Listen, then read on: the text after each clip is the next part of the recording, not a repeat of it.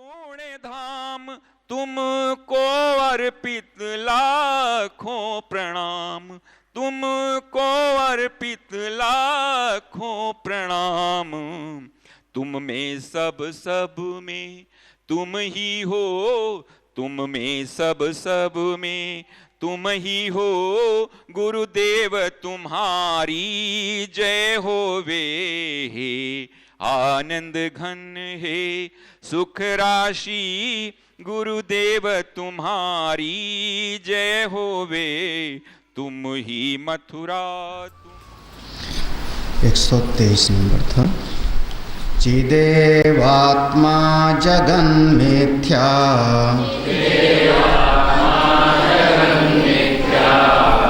इत्यत्र पर्यवसानतः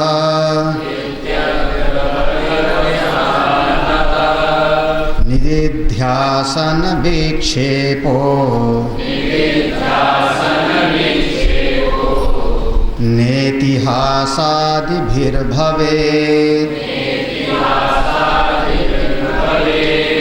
कृषि वाणिज्य सेवादो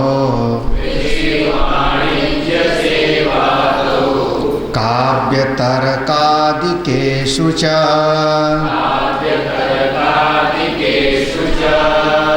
विक्षिप्यते प्रवृत्तया धीः, तैस्तत्त्वस्मृति संभवात्।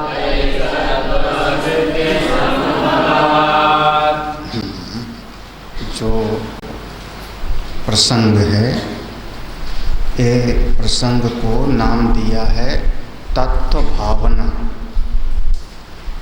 निधिध्यासन को ही यहाँ पर एक नया नाम दिया है तत्व भावना। विवेक चूड़ामणि में भगवान शंकराचार्य लिखते हैं तत्त्वमसि भावय आत्मनि। बात वही है निधिध्यासन की, सजाति वृत्ति प्रवाह की। उसी को दूसरी भाषा में प्रयोग किया है। निरंतर हमारी चित्त वृत्ति, हमारी जो मन की चिंतन की धारा है, वो अपने तत्व से जुड़ी रहे। तत्चिंतनम तत्कथनम अन्योन्यम तत्प्रबोधनम। उसी का चिंतन हो, उसी का कथन हो और उसी की एक दूसरे से चर्चा हो। यह जो हमारी तत्व भावना है निधिध्यासन, सजाति वृत्ति प्रवाह, एक 3 चीज़ों से बिल्कुल अलग है। ब्रह्म तत्त्वमसि भावय आत्मनि। निधिध्यासन हमारी ब्रह्माकार वृत्ति, इसको 3 चीज़ से अलग किया है। जो कल का प्रसंग याद होगा तो पहले मंत्र जाप और निधिध्यासन में फर्क किया है। क्योंकि मंत्र जाप में भी हम एक आवृत्ति करते हैं मंत्र की, और निधिध्यासन में भी हमारी वृत्ति की एक लगातार आवृत्ति होती है, सजाति वृत्ति प्रवाह होता है। तो इन दोनों में क्या अंतर है, मंत्र का जाप और निधिध्यासन दोनों में फर्क क्या है? तो कल अंतर समझाया था कि मंत्र जाप में एक नियम होता है और तत्व भावना में निधिध्यासन में कोई नियम नहीं होता। वहाँ दृष्टांत दिया था भूख का, ठीक है। निधिध्यासन में और ध्यान में फर्क किया था। देखो, निधिध्यासन अलग है और ध्यान अलग है। चूँकि दोनों भीतर होता है, दोनों अंतर होता है, तो उसको अंतर करके अलग अलग करके समझना है। तो कहा ध्यान में निर्बंध स्थिति होती है। ध्यान में किसी भी आलंबन को लेकर के, चाहे मूर्ति का आलंबन लेकर के, दृश्य अनुवित, शब्द अनुवित, कैसी भी कोई भी एक आलंबन लेकर के हम अपने चित्त को रोक देते हैं। ये होता है ध्यान। ध्यान में लक्ष्य चित्त की वो निरुद्ध अवस्था होती है। और इसीलिए वहाँ पर गीता जी का वो दृष्टांत ले है कि अर्जुन ने इसी बात को प्रश्न के रूप में पूछा था, क्योंकि ध्यान की हम यही परिभाषा स्वीकार कर रहे हैं। हाँ, ध्यान को पहले परिभाषित किया कि निर्बंध स्थिति, चित्त के रुक जाने का नाम ही हम ध्यान कहते हैं। कोई और ध्यान और समझता हो तो अलग बात है। और वो जो चित्त के रुकने की स्थिति है वो निधिध्यासन से बिल्कुल अलग है, क्योंकि तत्व की भावना में हमारी वृत्ति का प्रवाह होता है और ध्यान में हमारा चित्त पूरी तरह से रुक जाता है। तो ये निधिध्यासन, तत्व की भावना, अखंडाकार वृत्ति मंत्र से अलग है, मंत्र जाप से, और ध्यान से अलग है। तीसरा अंतर किया है, हाँ, एक कल शाम का सब सुना था, शब्द अनुविद्ध, क्या लगा रहे पूरा, शब्द अनुविद्ध सविकल्प समाधि। अब बताओ दोनों एक होगा? हाँ, क्योंकि शब्द का आलंबन लेके हमने चित्त को रोक दिया, निर्बंध की स्थिति में गई। ये शब्द बार बार आया है कल, निर्बंध। शब्द का आलंबन लिया है ओम का, और चित्त को वहाँ पर हमने रोक दिया। या तो मूर्ति का आलंबन लिया है ध्यान में, या तो शब्द का आलंबन लिया है और चित्त को रोक दिया है। मूर्ति हमारा दृश्य में आ जाएगी और शब्द हमारा शब्द, तो दृश्य अनुविद्ध सविकल्प समाधि और शब्द अनुविद्ध सविकल्प समाधि, यही होगा ना। तो वहाँ पर समाधि स्थिति हुई ना, चित्त एक समय पर पूरी तरह शांत हो गया। तो वो स्थिति जो हो रही चित्त की रोकने की अवस्था, वो हमारे निधिध्यासन से, ब्रह्माकार वृत्ति से बिल्कुल अलग चीज़ है। उसमें और इसमें फर्क है। तीसरा अंतर किया है, निधिध्यासन का विक्षेप से आप अलग अलग करके समझो। यह जो संसार के विषयों का जो चिंतन होता है उसको हम कहते, वहाँ भी सजाती वृत्ति प्रवाह होती है। अगर एक व्यक्ति का धन से बहुत ज़्यादा उसका आसक्ति है, मोह है, तो सोते जागते उठते बैठते दिन रात सजाती वृत्ति प्राप्त होती है, उसको धन की प्राप्ति हो। एक बच्चा नौकरी करने वाला है, उसको टारगेट दे दिया गया कि तुमको 5 करोड़ का लक्ष्य दिया जाता है। वो बच्चा सजाती वृत्ति प्रवाह करता है, सोते जागते, घर में आया लैपटॉप लिए बैठा है, मोबाइल पर लिए बैठा हुआ है, जहाँ जाता है, तो उसकी वृत्ति अपने टारगेट लक्ष्य को पूरा करने के लिए सजाती वृत्ति हो रही है उसकी। क्यों? उसको नौकरी में इतना काम करने के लिए दिया गया है। एक किसान आदमी अपने खेत में बीज बोना है, कल रात में पानी लगाना है, आपको आइडिया भी नहीं होगा कितना तकलीफ होती है। जिस समय आलू बोते हैं और नहर का पानी लगाना हो, नहर का ज़्यादा पानी हो जाएगा, आलू खराब हो जाएगा, उसकी पानी की आलू की जो डोल है भर जाएगा तो बैठ जाएगी, आलू खराब हो जाएगा। कम से कम ब्रह्म चेतन को तो सब पता होना चाहिए। हाँ, खेती में ज़्यादा पानी हो जाएगा तो, कम पानी होगा तो मिलेगा नहीं पेड़ की जड़ को, क्योंकि पेड़ की जड़ में ही आलू पैदा होता है। रात भर लोग जगते हैं पानी का, नहर के पानी का नंबर लगता है, कल उनके खेत में, आज हमारे खेत में, परसों उनके खेत में, तो उनकी सजाती वृत्ति होती है, लेकिन किसका? खेत को लेकर के। तो उनको जो ये धान, रूप, रंग, कारण इत्यादि को लेके सजाती वृत्ति प्रवाह हो रहा है, वो निधिध्यासन नहीं है, वो विक्षेप है। ठीक है? क्योंकि अगर आपने एक ये धारणा बना लिया, सजाती वृत्ति प्रवाह का नाम निधिध्यासन है, तो एक कोई लड़के का लड़की से प्रेम हुआ तो सजाती वृत्ति हो रही है ना, तो वो सजाती वृत्ति प्रवाह हो रही, बल्कि वृत्ति रही सजाती, सजाती वृत्ति प्रवाह। ठीक है ना? तो सजाती वृत्ति प्रवाह का नाम हमेशा निधिध्यासन ही नहीं होता।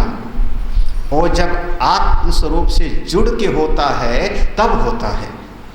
चिद एव आत्मा, जब अपनी आत्मा से जुड़ के होगा सजाती वृत्ति प्रवाह, तो उसको हम नाम देते हैं निधिध्यासन। और बहिर्जगत में अपनी आत्मा से अलग जो जगत मिथ्या स्वरूप है उससे जुड़ के, किसी नाम को लेके, किसी रूप को लेकर के, किसी क्रिया को लेके, किसी वस्तु को लेके आपकी वृत्ति सजाती वृत्ति में होगी तो उसको हम नाम देंगे विक्षेप। तो विक्षेप में और निधिध्यासन में अंतर हो गया।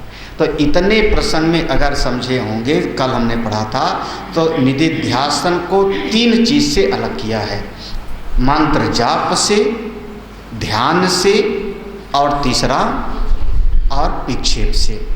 विक्षेप में एक जब बताना शुरू किया तो एक बात कह दिया, सजाती वृत्ति भी अगर हम विक्षेप कहें तो, सजाती वृत्ति को ही अगर मैं विक्षेप कहूँ, क्योंकि वहाँ वृत्ति का प्रवाह तो चल रहा है ना, मैं आत्मा हूँ, मैं आत्मा हूँ, मैं आत्मा हूँ, ये वृत्ति का प्रवाह तो चल रहा है ना। तो अगर मैं इसी को विक्षेप कह दूँ तो उत्तर दिया था जी नहीं। जैसे नाटक आप देखने गए, जिस समय आप कोई सिनेमा देखने गए, नाटक देखने गए, तो आपको आपका मन रसीभूत हुआ, आपके मन को रस मिला, आनंद हुआ, क्योंकि उस समय जो नाटक देख रहे थे उससे मन को आनंद मिला, तो मन आपका रसोमय हुआ। और दूसरी चीज, उस नाटक को देख करके आपको अपने किसी पूर्व इतिहास की याद भी आई। कभी हरिश्चंद्र का नाटक तो देखा ही होगा, हरिश्चंद्र का नाटक, हाँ? कभी फिल्म देखा होगा सती अनुसुईया का। अच्छा, जब रामायण देखते थे तब, चलो रामायण सीरियल चलता था, महाभारत सीरियल चलता था। महाभारत जिस समय सीरियल चलता था वो तो बड़ा अजीब सा बताया, ट्रेन रोक दिया ड्राइवर ने, उसने कहा महाभारत का टाइम हो गया है, ट्रेन रोक करके वो देखने लगा स्टेशन पर, है ना। एक घटना हुई थी। तो जिस समय महाभारत आप देख रहे थे, रामायण आप देख रहे थे, तो उस समय आपके मन को रस भी मिल रहा है, और मन के रस के साथ में आपको अपने पूर्व के इतिहास से आपको परिचय भी मिल रहा है, ज्ञान भी मिल रहा है, उसका बोध भी हो रहा है। तो 2 घटनाएं हो रही हैं, तो उस महाभारत और रामायण के देखने को हम विक्षेप नहीं कहेंगे। क्यों? क्योंकि वहाँ मन रसोभूत हो रहा है और साथ में आपकी बुद्धि में किसी की यादाश्त आ रही है। तो जिस समय अपनी आत्मा की सजाती वृत्ति प्रवाह होता है अपने आत्मा का, उस समय उस सजाती वृत्ति आत्मा की वृत्ति से आपके मन को एक रस मिलता है, क्योंकि आत्मा कैसा रसो वैसा, तो उसमें हृदय एक गदगद होता है। जितने समय तक आत्मा का चिंतन करोगे उतने समय तक आपका मन सुखानुभूति करता है, सुखी भाव होता है। तो एक रस भी मिला और साथ ही साथ वृत्ति उपहित चेतन, क्योंकि वृत्ति अपने आप में मन जड़ है तो वृत्ति भी जड़ है, मन जड़ तो वृत्ति भी जड़, तो वृत्ति उपहित चेतन का बोध भी बनता है। ये दोनों घटनाएं एक साथ होती हैं, इसलिए निधिध्यासन को हम विक्षेप नहीं कहते। तो निधिध्यासन को विक्षेप से अलग किया। अब थोड़ा सा और अलग करके बताते हैं। इतना प्रसंग आपको चित्त में बिल्कुल धारण करना है। तत्व भावना ब्रह्म तत्वमसि भावय आत्मनि, तो ये अपनी भावना को बनाए रखना है। 124वां श्लोक फिर से पढ़ो। कृषि वाणिज्य सेवादौ काव्य तर्कादिकेषु च विक्षिप्यते प्रवृत्तयाधि तैस्तत्त्व स्मृति संभवात्। कृषि वाणिज्य, हाँ, अब इसी बात को देखो, विक्षेप को निधिध्यासन से अलग कर रहे हैं बहुत बढ़िया तरीके से। जो हमने इतनी देर समझाया उसको इस श्लोक से समझो। एक आदमी कृषि कर रहा है, कृषि में, वहाँ पर भी उसकी सजाती वृत्ति चलती है, लेकिन वो आपका आत्मज्ञान नहीं। वाणिज्य, एक आदमी व्यापार करता है, वहाँ भी उसका सजाती वृत्ति चलता है, लेकिन वो निधिध्यासन नहीं है। एक आदमी सेवा आदि भी करता है, बड़ी तल्लीनता से अपने मालिक की सेवा में लगा हुआ है, लेकिन वो भी उसका निधिध्यासन नहीं कहा जाएगा। एक कोई ऐसा है काव्य, वो कविता लिखता है और सुनाता है, कवि है, पूरी तल्लीनता से उसने पद की रचना किया और सुनाया, वो भी उसका निधिध्यासन नहीं है। एक आदमी बहुत ज़्यादा तर्क वितर्क है, तर्कादिश, तर्क करता है, ये ऐसा तो ये ऐसा, तो इसका ए है तो इसका ए है, तो बहुत ज़्यादा तर्क वितर्क करता है, वो भी उसका निधिध्यासन नहीं है। क्यों? विक्षिप्यते प्रवृत्तया, ये सब में प्रवृत्ति होती है और विक्षेप हो जाता है। विक्षेप होगा, प्रवृत्ति होगी, प्रवृत्ति आपको प्रवृत्ति में लगावेगा और विक्षेप होगा। आपकी धी माने बुद्धि आपकी कर्म में लग जाएगी, विक्षेप हो जाएगा, और तत्व स्मृति असंभवात, उस समय तत्व की स्मृति, अपने स्वरूप की स्मृति नहीं होती। सजाती वृत्ति प्रवाह में निधिध्यासन में क्या कहा था कि जिस समय आत्मा का निधिध्यासन होगा तो वहाँ पर आत्मा के स्वरूप का रस भी मिलेगा, और साथ ही साथ वृत्ति उपहित चेतन का बोध भी बना रहेगा, क्योंकि वृत्ति जड़ होती है तो वृत्ति उपहित चेतन का अवबोध हमेशा बना रहता है, ये दोनों स्थिति रहती है। लेकिन इन सारी घटनाओं में आपकी वृत्ति तो चलेगी, आपकी वृत्ति में प्रवृत्ति होगी, विक्षेप होगा। हो सकता है बाहर से कोई आपको क्रिया में सफलता मिल जाए, कृषि आदि में तो आपको प्रसन्नता भी मिल जाए, लेकिन उसमें तत्व का बोध नहीं होता, उसमें अंतर्मुखता नहीं होती। परिणाम स्वरूप ये सब का सब आपका विक्षेप की संज्ञा में आवेगा। स्मृति असंभवात, तात्व स्मृति असंभवात, स्पष्ट है, बिल्कुल स्पष्ट कह दिया। तात्व स्मृति असंभवात, उसमें तत्व इस पर तो निधिध्यासन की अपेक्षा तो इससे तो विक्षेप ही होगा। लेकिन अब जो यज्ञ आदि है, जिस साधक का चित्त 10 जगह पर विक्षिप्त है, उसके 10 जगह के विक्षेप को मिटाने के लिए हमने उसके एक जगह पर उसको केंद्रित किया। जिस समय यज्ञ करने बैठेगा उस समय कितने लोगों का चिंतन करेगा वो? हाँ, आहुति दो, ओम इंद्राय स्वाहा। अब यहाँ से उठना नहीं है, उसका उठना नहीं, तो उसके 50 जगह के विक्षेप को संयमित करके हम उसको लाए कहाँ पर? एक में। यही उपासना का भी तो यही है। जो चित्त वृत्ति अनेक जगह पर भटक रही है, अनेक जगह से खींच करके उसको हम लाए अपने उपास्य देव में, चाहे सूर्य देवता में, चाहे प्राण में, चाहे राम और कृष्ण में। तो अनेक जगहों से चित्त वृत्ति को खींच के एक जगह पर लगाने का नाम ही तो वो साधना है, लेकिन वो साधना भी निधिध्यासन नहीं है। बहुत बढ़िया यहाँ पर चिंतन किया है, ये है पंचदशी का सिद्धांत। इसीलिए इसको प्रौढ़ ग्रंथ कहते हैं, प्रौढ़ प्रकरण ग्रंथ है, और सूक्ष्मता से इस पर विचार करोगे तो होगा। स्पष्ट है, विक्षेपते प्रवृत्ति आदि, धी प्रवृत्तिया विक्षेपते, धी में बुद्धि आपकी प्रवृत्ति में जाएगी तो विक्षेप हो जाएगा।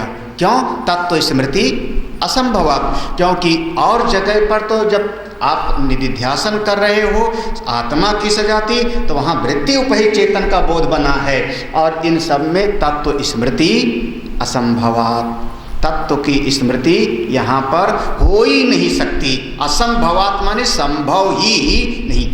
आप ये मत कहना कोई ना कर पावे मैं कर दूंगा, आप जब बहिर्मुखी होगे तो नहीं कर पाओगे, हो ही नहीं सकती। असंभवात, असंभवात का मतलब कोई नहीं कर पावेगा। आप इतने यूनिक नहीं हो कि आप अलग कर लोगे। ठीक है, अगला श्लोक पढ़ते हैं। अनुसन्धधातैवात्र भोजनादौ प्रवर्तितुम् शक्यतेऽत्यन्तविक्षेप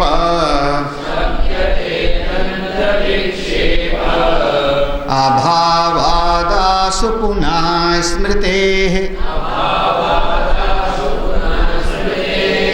तत्त्वविस्मृतिमात्रान् अनर्था किन्तु विपर्ययात्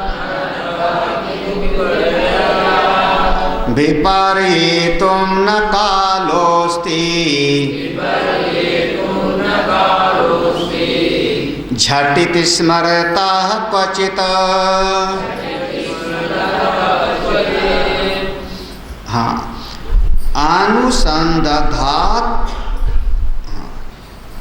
एव अत्र, अनुसंधात एव अत्र, अनुसंधान करने वाला यहाँ पर।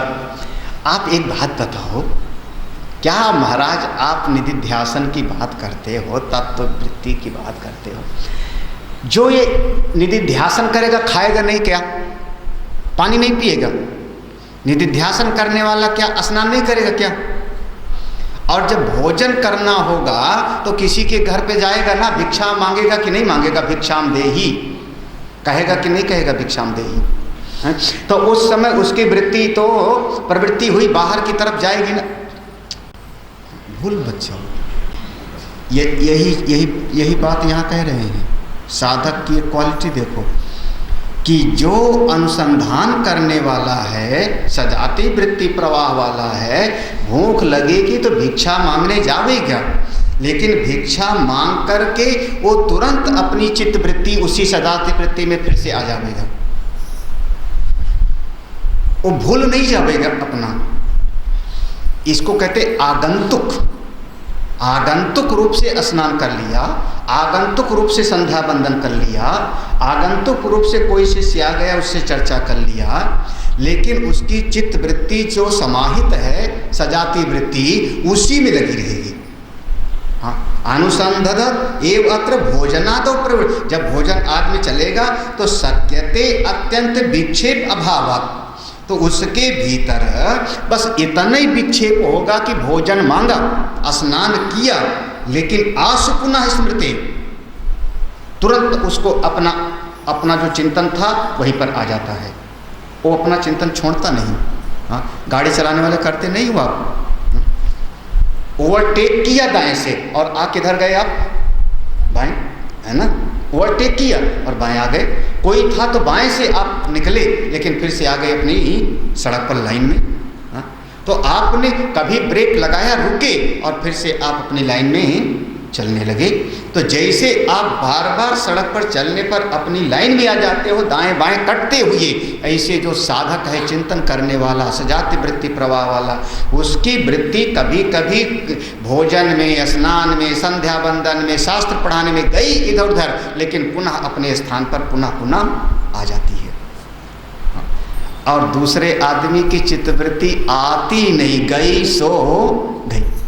एक बार खेत में गया, जमीन में गया, व्यापार में गया, काव्य में गया, तर्क में गया, गई तो महाराज भूल ही गया अपने कहाँ से बात शुरू किए थे। इसकी पहचान मैंने कई बार बताया है प्रवचन करने में। महात्माओं की याद आया ना? महात्माओं के प्रवचन का मैंने टीवी देखो, मैं क्या कह रहा था? हाँ, इसलिए मैंने पूछा ना।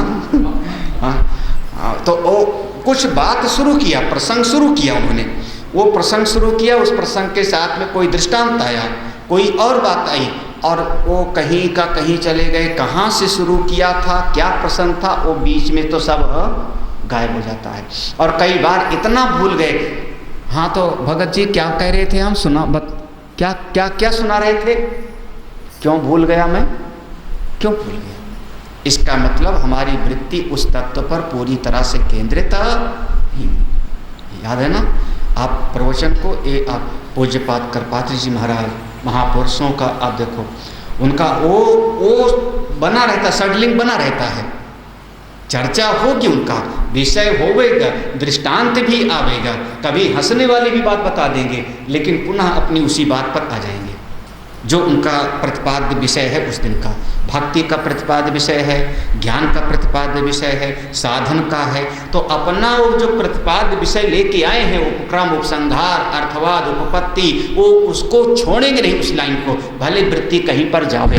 इसको कहते हैं वृत्ति घूम घूम करके और आकर के वहीं पर बात आ जाए। और कहाँ से शुरू किया कहाँ ख़त्म पता ही न लगे, मतलब समझ लेना कि वो अभी उनकी साधना में अभी कमी है, उनके चिंतन की धारा में कमी है। ठीक है, क्लियर? हाँ, बहुत बहुत बढ़िया ये श्लोक, ये 2 श्लोक है एक ही साथ में, अगला श्लोक भी इसी के साथ में ही है।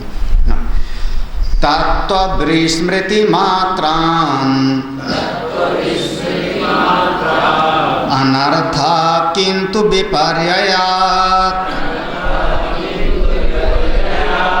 विपर्येतुं न कालोऽस्ति झटिति स्मरतः क्वचित्।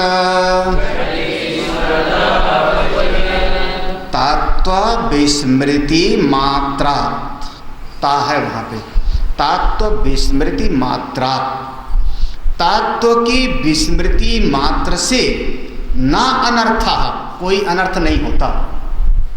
तत्व विस्मृति मात्रात न अनर्थ, तत्व की विस्मृति मात्र से दुख नहीं होता, क्योंकि तत्व की विस्मृति का नाम अज्ञान है। और लगातार इस पंचदशी में आप सुन रहे हो कि अज्ञान दुख नहीं देता है, दुख कौन देता है? अध्यास।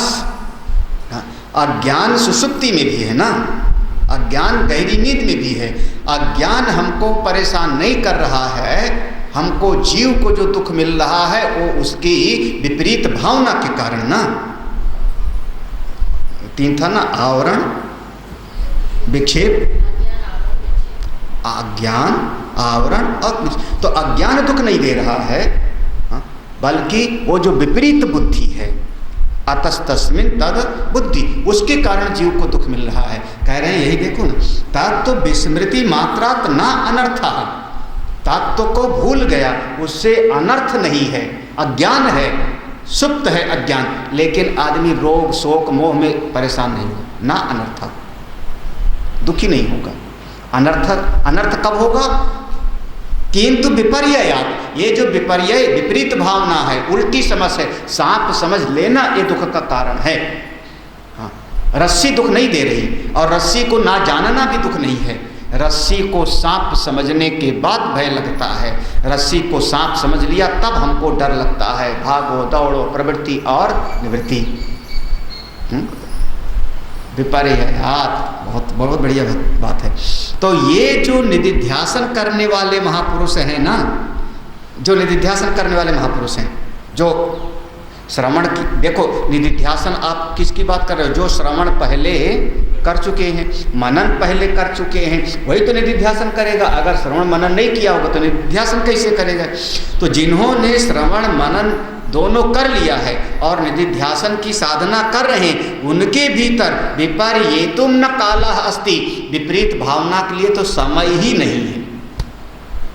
भूख लगी, भिक्षा मांगने गए, भिक्षा मांगी, लेकिन तत्व का बोध बना है। कैसे? झटित स्मरता क्वचित, भिक्षाम देहि, कोई भिक्षा लेके निकली। ये इनके भी भीतर आत्मा है, ये भी तो आत्मा है। देखो अब दृष्टि कहाँ चली गई? हाँ, तत्व पर गई ना। ये जो भोजन लेकर निकली है, आंवला, एक ही आंवला है, या ये भोजन में जो खीर लेके निकली है, ये भी तो ब्रह्म स्वरूप ही है ना। ब्रह्मार्पणम ब्रह्म भी, हाँ, ये भी तो ब्रह्म स्वरूप है। तो चित्तवृत्ति कहाँ चली गई अपने? हाँ, तो अब वो जो निधिध्यासन करने वाले महापुरुष हैं, उनका ये शरीर व्यवहार करता दिखाई पड़ता है। हाँ, स्नान करने गए, किन में करने गए? किसमें? नर्मदा जी में, जमुना जी में स्नान करने गए। एक जमुना जी में तो कौन है? तत्व स्वरूप ही तो है। नर्मदे सिंधु कावेरी जले अस्मिन् सन्निधिं कुरु, तो वो भी तो वो झटित, झटित माने तत्काल, वृत्ति गई लेकिन तुरंत अपने तत्व को छोड़ते नहीं हैं। तत्व को बिल्कुल छोड़ते नहीं। हाँ, तो वो झटित स्मृति क्वचित, इसलिए निधिध्यासन करने वाले का जो व्यवहार होता है उसको विक्षेप मत कहना। बहुत बढ़िया शब्द है, ठीक है ना? क्लियर? आगे बढ़ूं? हाँ, बिल्कुल स्पष्ट होना चाहिए सिद्धांत। हाँ, नहीं तो ज़्यादातर वही कहते हैं गुरुजी भी खाते हैं हम भी खाते हैं, गुरुजी भी सोते हैं हम भी सोते हैं। हाँ, गुरुजी भी लड़ते हैं हम भी लड़ते हैं। फर्क क्या है गुरुजी में और हम में? हाँ, क्या फ़र्क है? बोले वो फ़र्क तो बस आप क्या समझोगे, वो समझने वाले ही समझते हैं। समुझाए खग खगही कहे, ऐसे नहीं समझ पाओगे आप, लौकिक नज़रिए से नहीं समझ पाओगे, भौतिक सोच के अनुसार आप महापुरुषों को नहीं समझ पाओगे। चश्मा बदलना पड़ता है। नहीं, यहीं पर बाधा पैदा होती है। वो लड़ते झगड़ते हुए भी, हाँ, एक उपले के लिए लड़ाई कर रही थी महाराष्ट्र में, क्या नाम था? जनाबाई उपले के लिए लड़ाई कर रही थी। ये मेरा उपला है। नामदेव कहते कैसे? अरे हम तो समझे थे बड़ी ज्ञानी है और तुम लड़ाई लड़ रही हो। बोले हमारे एक के कुपले से देखो तो बिट्ठल बिट्ठल की ही आवाज़ आती है। वो जो भी है, जब ये सिद्धांत पकड़ोगे तब प्रलपन, विसृजन, गृहिणन, निमिषन, उन्निमिषन, याद आया ना? सब कुछ करते हुए, सब कुछ करते हुए नैव किंचित करोम इति युक्तो मन्येत। हाँ, कौन? तत्वविद। वो तत्व का बोध बराबर उनको बना है धारा। तत्व की वृत्ति हमेशा बनी रही। वो सजाती वृत्ति प्रवाह में तत्व है, सजाती वृत्ति प्रवाह में तत्व है। और बाहर से भोजन दो, स्नान कर लो, खा लो, सो जाओ, पढ़ लो, ये श्लोक याद, बाहर से ये हो रहा है। और जो वृत्ति उपहित चेतन है उसका बोध हमेशा बना हुआ है, झटित। इसलिए निधिध्यासन विक्षेप से बिल्कुल अलग। अगला श्लोक, तत्व स्मृतेरवसरो नास्ति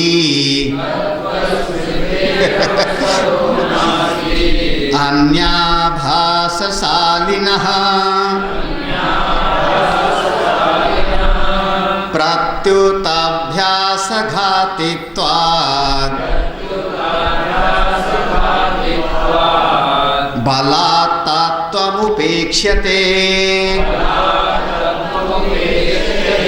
बहुत बढ़िया बात किया महाराज, वही बात आ गई ना। फिर महात्मा जी में हम में फर्क क्या है जी? हाँ, महात्मा जी भी भोजन मांगे, हम भी भोजन मांगे, मम्मी भोजन लाओ। महात्मा जी भी सोए, हम भी सोए।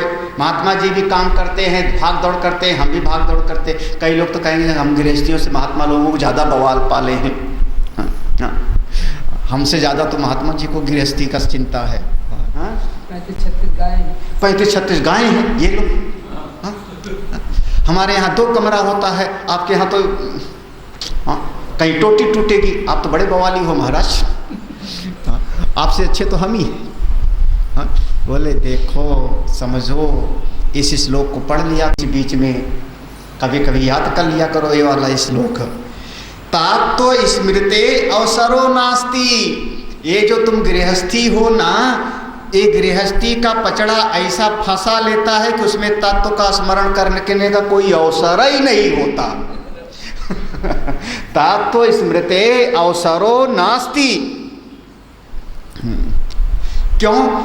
अन्य अभ्यासशालिना, तुमने तत्व का कभी स्मरण करने का अभ्यास तो किया नहीं है। क्या अभ्यास किया है?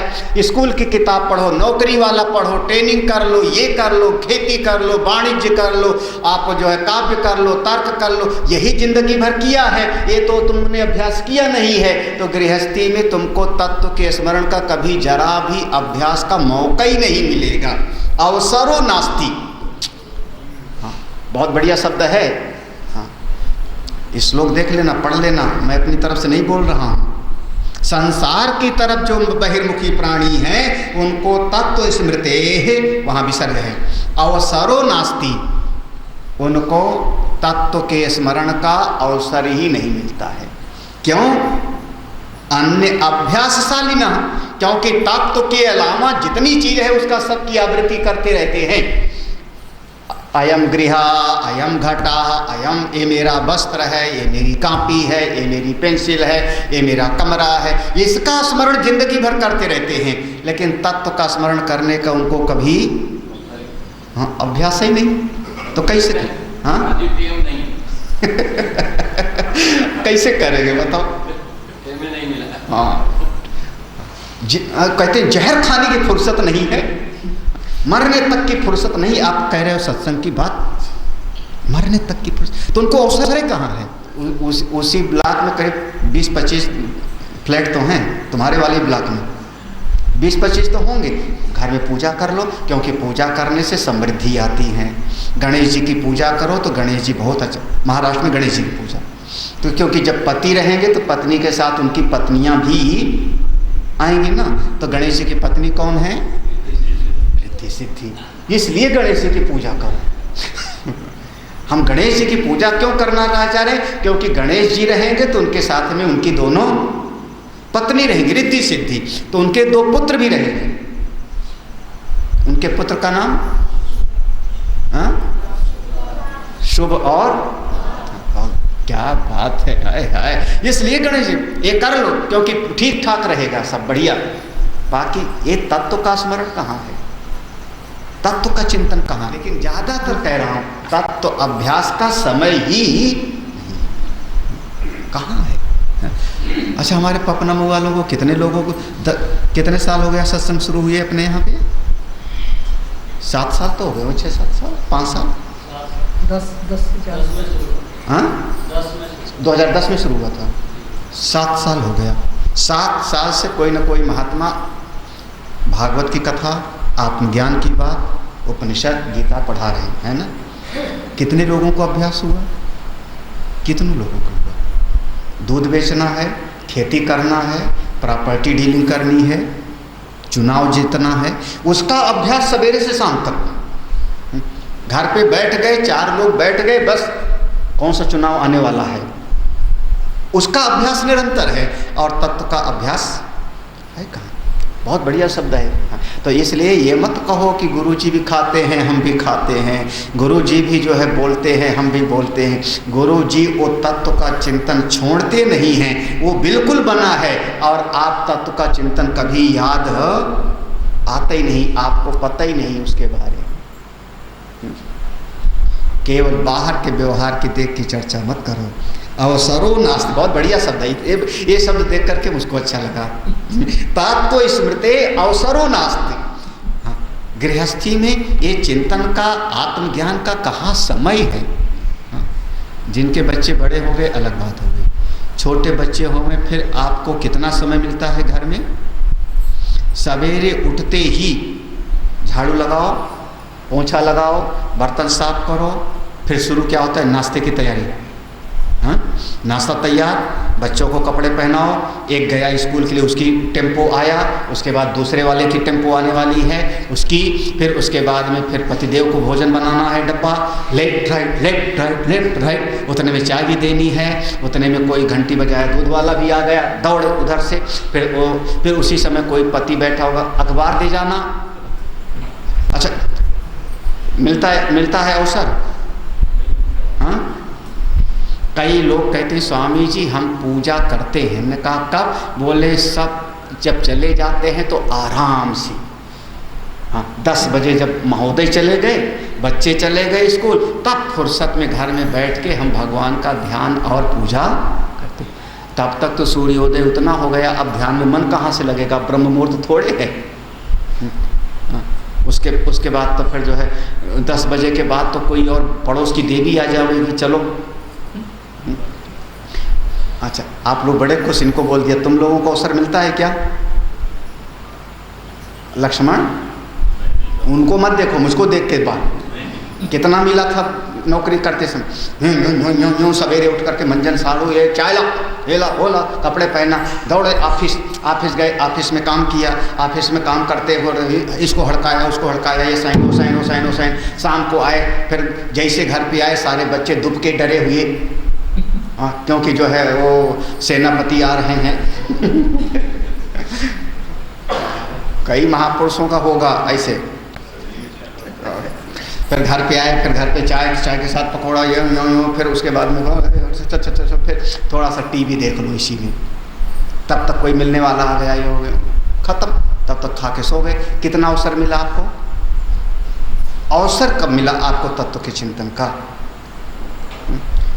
8 घंटे नौकरी 8 घंटे नहीं होती, वो 8 घंटे के अलावा जो शुरुआत में आप नौकरी का ऑफिस का चिंतन कर रहे हैं वो भी टाइम उसमें इंक्लूड होगा, और जो वहाँ दफ्तर से घर आए और उसी का विचार कर रहे हो, आज उसने ये कह दिया, आज वो फाइल आ गई, आज वो आ गया, वो चिंतन भी तो आपका उसी टाइम में जाएगा ना।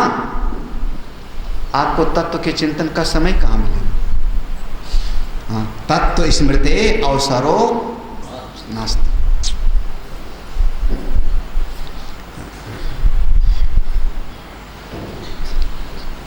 कितना अवसर मिलता होगा? अब आप लोग खुद अपने जीवन से जोड़ो ना, बहुत बढ़िया शब्द है। अब इस पर हमको आगे बढ़ने का मन नहीं कर रहा है। तत्व स्मृते अवसरो नास्ति, गृहस्थी का पचड़ा। और इस पर महात्मा लोग बहुत बढ़िया बढ़िया कहानी सुनाए हैं, बढ़िया बढ़िया कहानी बनाए हैं। हाँ, आपने सुना नहीं? देवर्षि नारद वाला जनक महाराज का। अरे नारद जी पहुंच गए जनक महाराज के पास। हाँ, जनक महाराज के पास पहुंचे, ये देखो बनाई हुई कहानी है। हाँ, जनक के जहाँ देखा राजमहल में बैठे हैं, गद्दे सिंहासन पर सब चल रहा, ये वो। देवर्षि नारद ने कहा, महाराज आप तो घोर संसारी हो, ये लोग झूठे आपको विदेहराज कहते हैं। जब ये सब होएगा तो आपको तत्व के स्मरण का समय कहाँ मिलेगा? कोई पापी आ रहा है, दंड देना है, पुण्यात्मा आ रहा है, पुरस्कार देना है, ये सब में आपको समय कब मिलता होगा? उनका अच्छा, कल चर्चा करेंगे नारद, कल चर्चा करते, आज रात विश्राम तो कर लो यहीं पे, कल चर्चा करते। अपने 4-6 लोगों को लगा दिया, नारद जी के आज की व्यवस्था कर दो रुकने की, कल इनके साथ चर्चा करेंगे, थोड़ा सत्संग करेंगे, आज रुक जाओ। महाराज जिस कमरे में ले गए, बोले महाराज आपको पता नहीं, ये महाराजा जनक इशारा कर दिए थे क्या क्या करना है। ये महाराजा जनक का बड़ा बढ़िया तरीका है, जहां आपका पलंग बिछाया गया वहीं आप सोना, जहां आपको भोजन के लिए दिया गया वही खाना, ये सब का सब बता दिया सिद्धांत। रात्रि सोए, कई कथाएं, रात्रि सोए, दूसरे दिन जनक महाराज आए, चलो चलो एक काम करते हैं, अपने यहाँ की कुलदेवी की आराधना करके आते हैं। कुलदेवी की आराधना करने गए, कुलदेवी की आराधना करने गए। महाराज एक फूल चढ़ाओ, एक जल चढ़ाओ, हाथ में एक कटोरा दे दिया तेल भर करके, तेल खूब लबालब भर दिया, एक तेल चढ़ाओ कुलदेवी को। अभी भी तेल चढ़ता है, नेपाल की एक देवी हैं वहाँ पर चढ़ता है, हम लोग तो ऐसे जैसे चढ़ाने चले, जनक महाराज ने कहा नहीं, परिक्रमा करके लाना चाहिए तब चढ़ाओ ना, मंदिर की परिक्रमा करके लाओ, जैसे ऊंचे जगह पर उतार के चढ़ाते हैं। परिक्रमा करने चले तो तब तक किसी ने कहा, देवर्षि सावधान, अगर एक बूंद भी छलक गया तो यहाँ का नियम है कि अगर एक बूंद भी तेल गिरा किसी से तो जिसके हाथ से गिरे उसके गर्दन काट दिया जावे। अगर एक बूंद भी तेल गिरा तो आपकी गर्दन काट दी जाएगी। अब नारायण भूले क्योंकि वो कटोरी तो पूरा का पूरा लबालब भरा था, आपको दे दिया जावे, लेके चलो। ओ महाराज वो लिए कटोरा तेल भर करके, एक बार परिक्रमा हो गई, भगवान भला करे, अरे महाराज 7 बार करो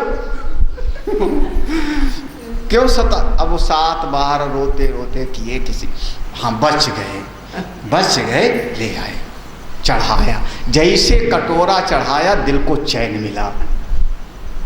जनक महाराज ने कहा, एक बात बताओ, जितनी देर कटोरा आपके हाथ में था और परिक्रमा कर रहे थे, उतनी देर में कितनी बार आपने नारायण का नाम लिया? देवर्षि ने कहा, नारायण का नाम यहाँ जान पे बनी थी यहाँ जान पे बनी थी कि एक बूंद तेल गिरा तो फिर वो कहीं गर्दन काट दोगे और आप कह रहे हो नारायण का नाम। कोई नारायण वारायण उस समय याद है, क्योंकि उस समय हमको तो केवल एक ही चीज याद रहा कि ये तेल गिरे, ये तेल गिरे। जनक महाराज ने कहा आप इतना तो बताओ देवर्षि, जरा सा इतने से काम में आप नारायण को भूल गए और मैं इतना बड़ा पसारा सब संभालते हुए भी तुम्हारे साथ तत्व ज्ञान की चर्चा भी करता हूँ। लोग आते हैं मेरे पास, तत्व ज्ञान का उपदेश लेके जाते हैं, मैं उनको ज्ञान की चर्चा सुनता हूँ और ज्ञान की चर्चा सुना। तत्चिंतनम तत्कथनम अन्य अन्यम तत्प्रबोधनम, ये मेरा जीवन का सूत्र है। ये सब करते हुए भी तो वो तत्व का विस्मरण संसार के कार्यों में हो जाता है। निधिध्यासन करने वाले का यही है कि बाहर का काम देखता है लेकिन तुरंत अपने उस तत्व में वो बार बार आ जाता है। जैसे आप कहो मेरो मन अनत कहाँ सुख, जैसे उड़ी जहाज के पंछी, ये मन जाता है फिर से अपनी आत्मा में आता है, मन जाता है फिर से अपनी आत्मा में आता है, उसका चिंतन बनता है। प्रत्युत अभ्यास घातित्वात्, ये जो साधक है वो निरंतर, प्रत्युत माने उल्टा, इसका उल्टा क्या होगा ऊपर वाली लाइन का, ऊपर वाली लाइन है गृहस्थियों का, नीचे वाली लाइन प्रत्युत माने इसका विपरीत। अभ्यास घातित्वात्, घात माने चोट करना, घात माने प्रहार करना। जैसे एक खुरपी के ऊपर 1000 चोट मारा तो उसकी फैल गया चोट करते करते, ऐसे चित्त में अभ्यास के प्रहार से जिसका चित्त तत्वाकार हो गया है, ब्रह्माकार हो गया है, जिसकी चित्त वृत्ति में ब्रह्माकार वृत्ति बनी है, बला तत्वम, वो बार बार बार बार उसी तत्व में आ जाता है, बार बार उसी तत्व में आ जाता है। हाँ, गृहस्थी आदमी का जो चित्त है तत्व को भूल करके संसार में लग जाता है, और महापुरुषों का चित्त वृत्ति संसार की उपेक्षा करके और अपने स्वरूप में आ जाती है। सीधी सीधी उल्टा बात है। यहाँ पर समाप्त हो गया ये प्रसंग। अब इस सिद्धांत को, इसी सिद्धांत को श्रुति से सिद्ध करते हैं, वेद के मंत्र से इसको प्रमाण देते हैं। जनक भी का दृष्टांत आ जाएगा, शाम को पढ़ते हैं हम लोग। अब यहाँ कई श्रुतियाँ आ गई, बढ़िया आ गई।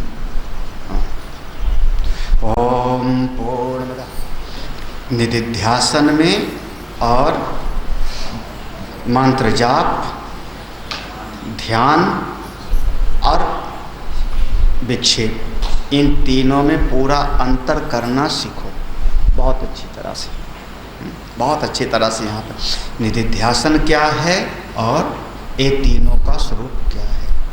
और कभी कम से कम सत्संगी आदमी तो ये ना बोले ना कि संत में और हम में क्या फर्क है।